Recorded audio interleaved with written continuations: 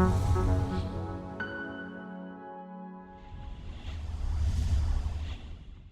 no wrap-up of Project Reconnect would be complete without an honourable mention of this little fella, who happens to be my nephew, who in 2009, at the age of 5 years old, was watching an ad for Churchill's car insurance. He turned to my sister and in those immortal words whispered, "Mummy, are you sure you got the best possible deal on your car insurance?" And people did laugh, but my sister didn't.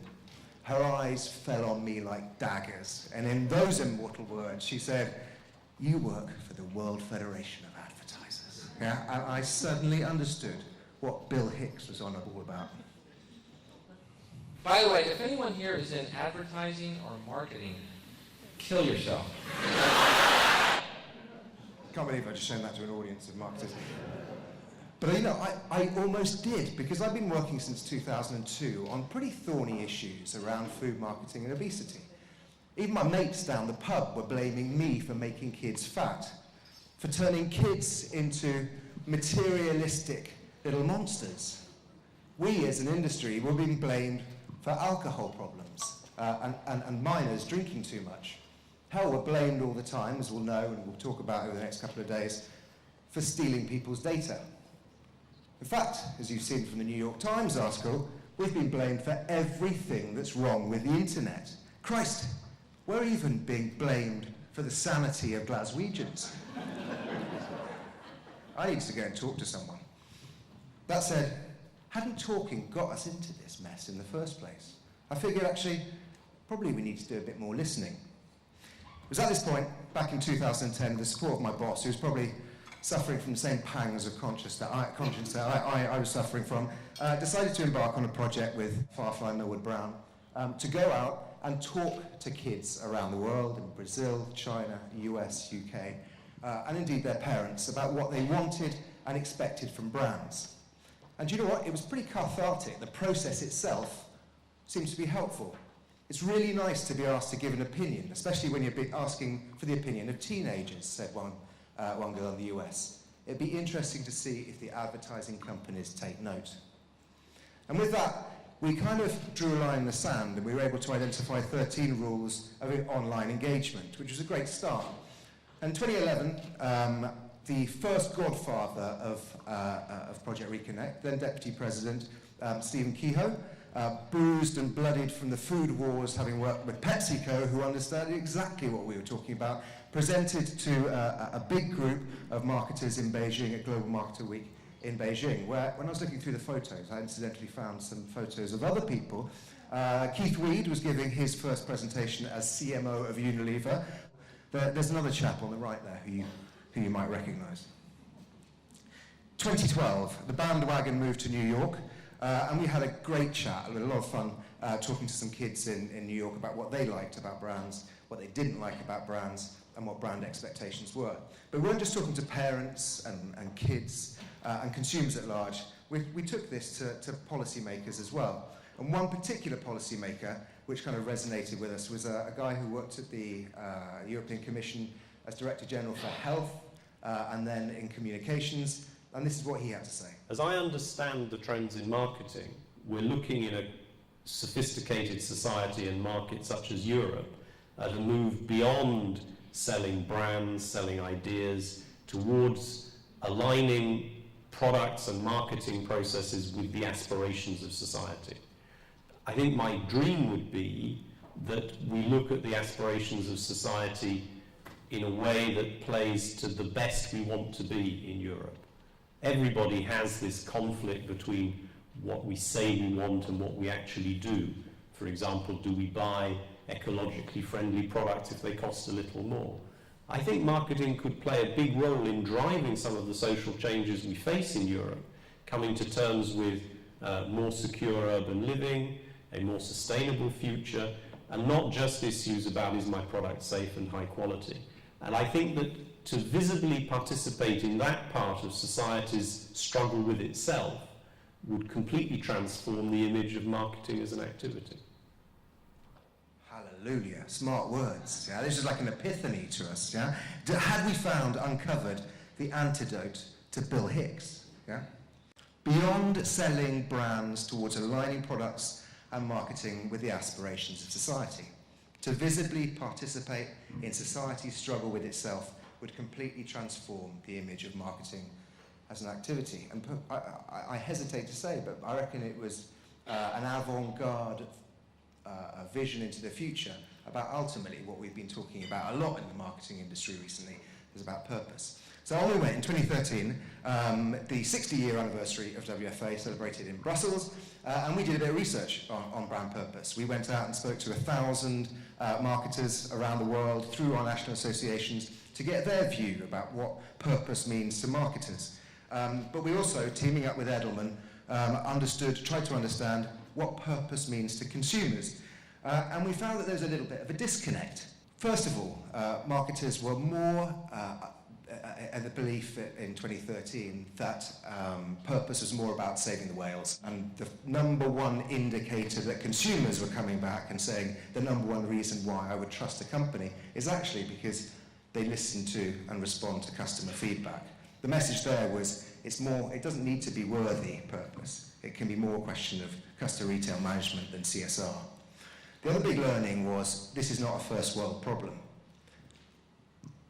In India, in China, in Brazil, consumers were unequivocally asking for brands to step into the void where perhaps they were considering that governments were letting them down, and where perhaps it was most poignant to see the lack of institutions sizing up to social and environmental issues. And critically, I think, and this goes without saying, start by doing right by your immediate stakeholders. And what people were saying was how you treat your employees is so critical. It's not what you say, it's what you do. Or as Claudia Wilfenseder, who was shortlisted for our Global Marketer of the Year this year, put it, and I love this quotation, the future of marketing isn't advertising, it's corporate culture. On we went to 2014 and enter the fray a second godfather, who at the time was Unilever. Up until very recently, he was CMO Americas at Samsung, and Marc Mathieu, who poured energy, passion, and a great deal of drive into getting Project Reconnect off the ground. He believed it was a rallying cry to put people first, and critically, the only way we'll be able to make marketing noble again. He led a session in Sydney, memorably, where we uncovered, on the basis of research that we'd conducted with We Are Social, what we thought were the 3 core ingredients to great brand marketing in the digital age. So through Twitter, we went out to the Twitter sphere, asked all marketers around the world, what are the key elements of great brand marketing in the digital age? And they came back with 3 things. The 3 new P's of marketing. Purpose, we've talked about, to making better things, to making things better. Principles, using values to deliver enduring value. And participation, involving people instead of interrupting them. The learnings from all of this we put together into a deck. We shared it on SlideShare. It actually was hosted on the homepage of SlideShare. It was so downloaded. It had more than 400,000 views at the time. And it was a great way of us getting the message out more broadly about what we thought was great, progressive marketing in the digital age. And it created a massive amount of debate, which was critical in terms of raising the profile for the whole project. And Mark was also critical in bringing together the good and the great of the industry. So we got an advisory board of CMOs from around the world, if you like, our disciples, who we went to with the research, with the number of different pieces of research we conducted, but also the 3 Ps, and we asked them, what do you think makes for great brand marketing in the digital age? And they gave us their stories, and thanks to partnerships with the likes of Marketing Week, with Russell Parsons and the likes of Campaign Asia, we were able to broadcast more broadly CMOs' visions for marketing in the digital age, which is a great way of us trying to, I guess, better the industry and better practice. And moving on to 2015, enter Godfather number 3. He's the one on the right, and I'm going to pass over to him. Thanks, Will. Thank you very much. It's been a great honour to be involved with the WFA. I think I was just talking, I think India was, I can't remember when Mumbai was, 15 years ago, 12 years ago, a long time ago. And this project in particular is really good because we all care deeply about humanity, and there's so much sort of collective power in this room that I think the WFA are probably one of the few bodies in the world that can raise issues, share experiences, and actually help us all progress with best practice. And sometimes it's very serious, the debates we have, and sometimes it's very silly, as per that silly jacket, which we'll come on to in a minute. So I got involved around the time on this project around Marrakesh, where we put together a presentation, a research presentation, looking at what we call the 7 deadly sins. I don't know why we called it that. It makes it sound very terrible. But we said that every brand can have its WikiLeaks moments, and for brands we identified that you were really as strong as your weakest link. And in the report we took on a lot of input, and actually on the day we involved a lot of students from masters, marketing students, for those of you who are there, from North African universities, and they had some brilliant insights to share with us.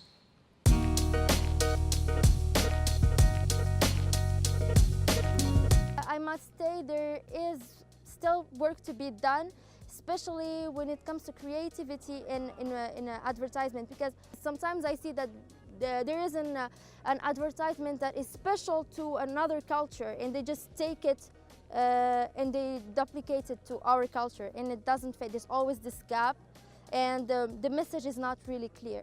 People are being more and more aware of what's happening in the world. They are expecting quality, and if you do something wrong or if you do something bad, they will know it, and eventually this can blow on your face. So just be honest and make some quality work for people because they deserve it. Nowadays, we're no more talking about consumers, we're talking about people. And advertisers should put people in the center of their questions. No more sell products, but sell experience, and consider the product itself as a way to achieve an experience. Then I'm the technologist, yes, so I'm always supposed to say how important technology is. But guess what? It's not. Technology is not important at all. What is important is people, is human. That was a great experience, and you know we learned a lot both from the report and from the students about consistency, about respect for brands and positioning across borders, technology being a means to the end. I think it was at a time where more and more marketers were experimenting with new technology because they thought they should, but without really a reason for doing so. And we officially banned the C word at that event, which was a good thing, and decided to put people first. And then we moved across the globe from Marrakesh to Kuala Lumpur. And again, we took that notion of putting people first, and we really rallied behind that. And the whole sentiment of Reconnect was about adding value to individuals. So again, a very short film to recap.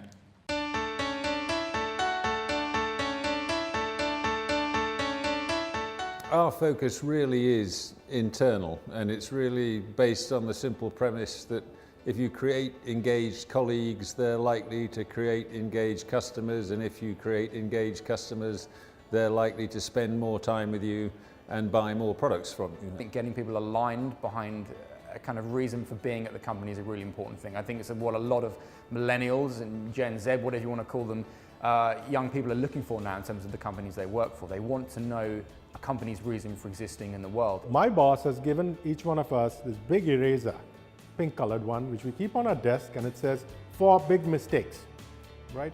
So there is this whole trust that we would be working on the cutting edge, and not everything will be successful.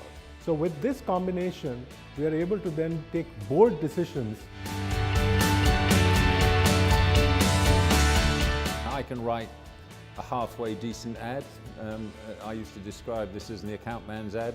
I can't write the genius that the great people that we work with can deliver, and that's why we need them. But we also have to understand up and down the organization that this trust and respect is necessary. The line between external, internal, agency or client is increasingly blurred. And I think that the secret for success is to make that line even more blurred. Net, I think that it's more critical than ever that everybody works well as friends. If you don't get it, the experience will not happen. It's really about collaboration. You know, the iPhone isn't sort of purely made by Apple. It's a combination of many companies and many parts to sort of come together to have one beautiful thing. No difference between an agency and a client. True partnership is not about getting a brief, disappearing, coming back in 3 weeks later and go away. You need to really understand and work together, and that's when you get the best results. To deliver meaningful brand experiences now, you've got to start by thinking about who you're getting benchmarks against. And traditionally, brands have always thought about their direct competitive set, but I think you've got to realise that now your competitive set is actually Netflix, and it's Uber, and it's Amazon, and these are guys that ruthlessly obsess the customer. So I think thinking about that, the fact that your brand is now compared to those guys is the first port of call. And then from that point onwards, it's taking that developer mindset, which is to constantly tweak and iterate and develop around the consumer. People and people first, and sort of went all the way through the organisation, starting with internal culture, looking at agency partnerships and constructs, and then the broader recognition that people live in the broadest sense within culture, and our competition wasn't the packs we were stacked up against or the services that we directly competed with, but it was really an attention competition. And then after that one, we moved to Toronto, and I think this is where the silliness crept in, and I can't quite remember why, but this one we looked quite intently at brand fail, which was, you could call this an act of self-harm in some ways. And for any of you who, any comprehension of the BBC or British culture, we unashamedly ripped off the top of the Pops logo and turned it into the top of the Poops. And we focused on sort of some of the easy mistakes that we thought brands were making that would be quite easy to avoid, and there's a short film to summarise that as well.